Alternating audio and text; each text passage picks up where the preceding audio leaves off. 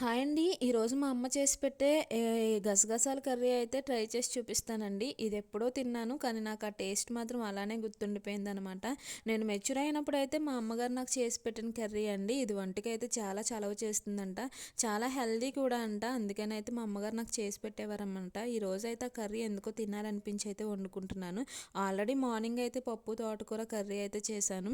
ఇప్పుడైతే లంచ్లోకి అయితే ఎగ్ వేసి అయితే ఈ కర్రీ అయితే చేసుకుంటున్నాను. ఎందుకు తినాలనిపించిందో తెలియదు కానీ చాలా బాగా వచ్చిందండి. ఒకసారి మా అమ్మ గుర్తొచ్చింది నాకైతే. ఈ కర్రీ చేయడం కూడా చాలా ఈజీ అండి. గసగసాలు అయితే ఒక 2 అవర్స్ నానపెట్టుకుని అదైతే కచ్చాపచ్చాగా పేస్ట్ అయితే చేసుకోవాలండి. అది పేస్ట్ చేసుకుని పక్కన పెట్టుకుని ప్యాన్లో ఆయిల్ వేసి ఆయిల్ హీట్ అయిన తర్వాత అయితే కొద్దిగా సాల్ట్ వేసాను.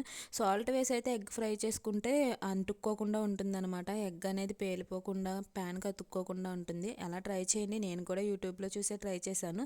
ఎగ్ ఫ్రై అయిన తర్వాత అయితే తీసి పక్కన పెట్టుకుని అదే ప్యాన్లో అయితే కొద్దిగా ఆయిల్ అయితే యాడ్ చేసుకుని ఆనియన్ పచ్చిమిర్చి వేసి బాగా ఫ్రై చేసుకోవాలి.